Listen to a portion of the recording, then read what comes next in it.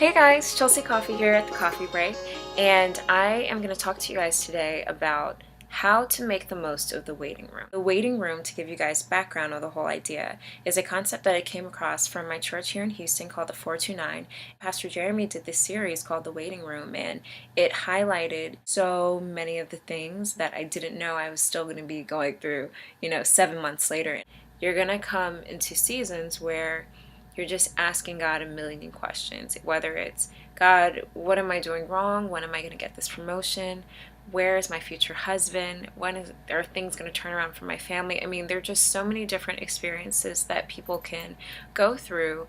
And on paper, you feel like, okay, I'm living right. I'm encouraging others. I've surrounded myself around great people. What else can I do? Why aren't things happening for me? And the whole idea is that sometimes there's nothing you can do except for wait.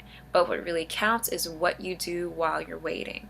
And that's what I'm going to talk to you guys about today. So it's just kind of a brief highlight of a couple of my experiences that I've had while I've been in my personal waiting room, and hopefully it'll encourage you guys if you're going through the same thing. So I'll start off with the story first. There's just a wonderful girl who I know from the Connect group, which is like a Bible study that they do every other week that I go to for the 429. And the girl's name is Tamia. Sorry, Tamia, if you don't want to be on camera. But anyway, Tamia told me one day after Connect Group, I pulled her to the side and I just said, Tamia, can I talk to you? I'm going through, just a crazy time, and I just have a set of questions, and I'm hoping that maybe you'll be able to kind of point me in the direction with some of the things that I'm dealing with. And I vented to her and just kind of poured my heart out to her, and she gave me one of the best recommendations that I've had all year. And she said, okay, I'm from Dallas, and the pastor that I have there, Pastor Tony Evans from Oak Cliff Bible Church, did this amazing series called Detours. And I was like, oh, okay, yeah, for sure, send it to me, I'll be sure to check it out. A month goes by, I still haven't listened to it. It's funny how you can be so upset when you have somebody cornered, and you're telling them your whole life story, and then they give you a recommendation and it takes you a month to finally get to it. But anyway, so I'm in my room, and gosh, like, I had something playing that was like the complete opposite of what's about to come. And the song goes off, and then this voice comes on, and I was like, what song is that? And I go to check it out, and it turns out that the series was an audio file. So it was stored in my iTunes, and it just started to play. And guys, when I tell you that I listened to it straight through, and his whole concept about the Detour series was just such, I don't know, it's like when you meet someone and you just think they're so amazing, and you just think it's incredible that they could be telling you all these things that you didn't know somebody else could know without, being close to you. That's how I felt listening to that series. I mean, it was literally like I had gone to him, told him what was going on, and he came back to me with a unique set of advice to help me get through this time that I'm going through. So I'll be sure, if anybody's interested in getting that, I'll be sure to make a note where you can email me asking me for the series. But the reason why I mention it is because I want to point out that on the series there's a heavy focus on the story of Joseph, and anybody who knows the story of Joseph in the Bible knows that his life was filled with peaks and valleys. I mean, he's the definition of the roller coaster, high, low. God gave me a dream and a vision, and why am I not seeing the fulfillment of this promise? Where is it? When is it going to happen? And am I doing something wrong? This is the perfect time for a tweetable. So one of the reasons why we still haven't gotten off of our detour is because we're still too self-sufficient. And honest to God, I can say that I am so guilty of that. I have worked very hard to have a lot of different experiences and to be involved in a lot of different things. So there's part of you that can feel like, okay, well, I've got a great set of contacts, I've got a great set of resources, and personally I feel pretty well prepared. What else is there? And sometimes self-sufficiency or arrogance or whatever it is that you might identify with might be the one thing holding you back, because if you're praying for God to be the person who does it, He doesn't want that credit to go to other people. He doesn't want it to go to a mentor. He doesn't want it to go to maybe an associate that you've linked up with. He wants that credit to be given to Him, because He knows that you'll eventually be a wonderful, wonderful testimony to all the good things that He's done. So once I was able to recognize that, and this is like literally 2 weeks out, it has just radically changed how I perceive where I am in this stage of the detour. And it's been a very, very humbling experience for me. So now I'm going to share with you guys the different steps that I've implemented along the way to stay sane during this waiting room season that just seems to be never ending. So, you just got to stick it out. The first one is check your attitude. Humility is everything. And sometimes humility isn't going to come based on your own personal initiative. Sometimes it'll come through other people. I have a really good friend who you guys are going to see a lot more of. Her name is Erica.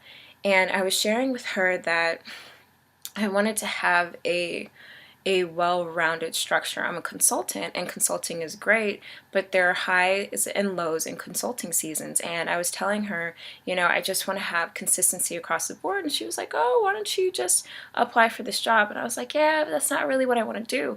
And basically she just, after listening to me for maybe 10 minutes, was like, Chelsea, it's just a job. You need money, or you need to do this, or you got to get where you want to go. Like, whatever it might be, just do the job. Like, you're going to get where you want to go, just do the job. So sometimes the attitude that we have, or that I had, might be the main thing that is preventing you from making that first step, right? So you want to make sure that you have a good attitude.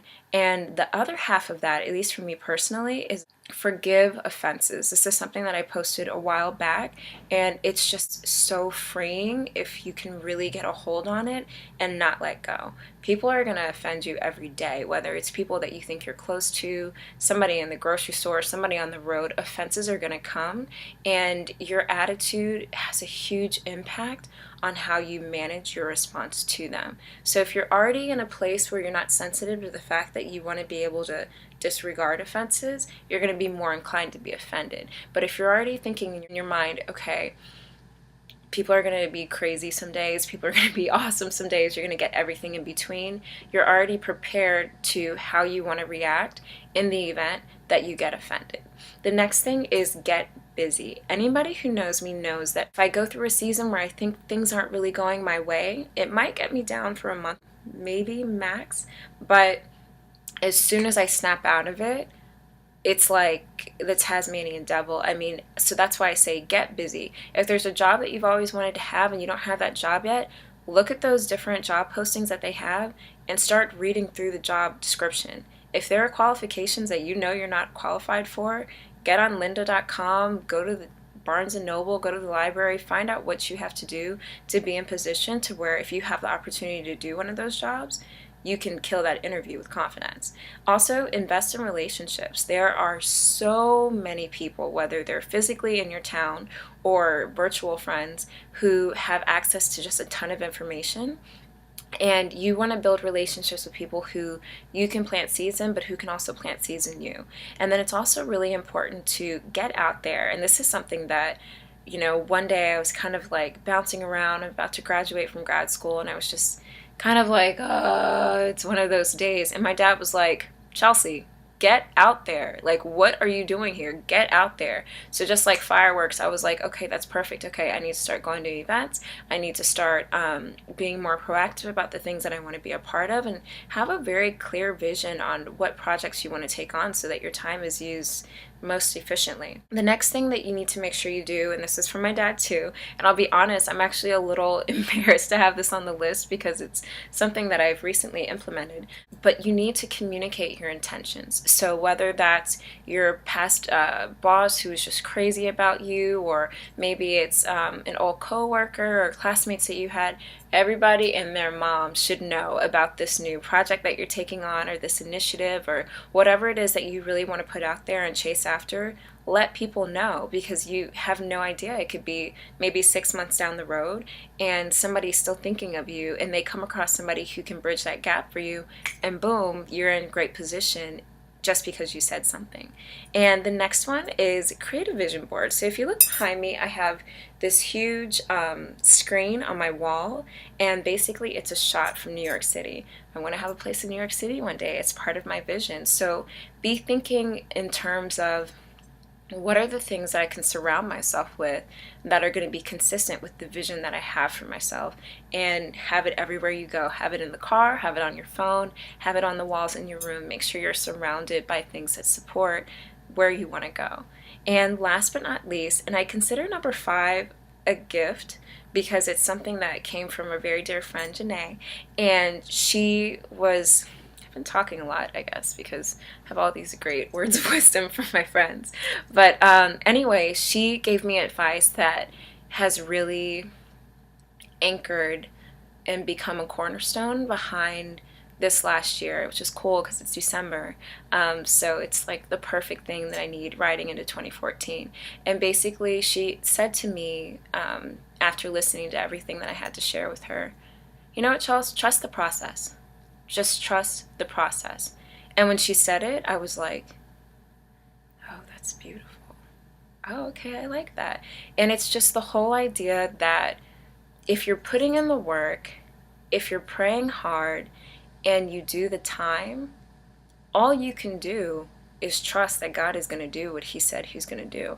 It may not look the way you want it to look, and it might not be comfortable, and there might be things that just will never make sense to you, but if you can trust the process, you know that it's going to happen, and you have just a sincere faith and belief that it's coming, that you just ride it out until it's there. So anyway, I know I was kind of long today, but I think out of all the videos that I'm going to do, this is probably one of the ones that's going to be most special to me, because I'm not out of the waiting room yet, but at least I've recognized what I can do to make the most of it while I'm here. Make sure you check your attitude, get busy, communicate your intentions, create a vision board, and trust the process. Keep believing. Next thing you know, it'll be there, and you'll just be thanking God for everything that's happened. So thanks so much for taking the time to listen. I really appreciate the support and the wonderful feedback that we got from the first one. And if you like what you saw today, please take a minute to share it on Facebook, and to tweet it out, or to take a still from the video, and even post it on Instagram. Send it to your friends via email. I don't care. Just get the word out there. And look forward to more interviews on the Coffee Break Chat. Thanks so much. Take care.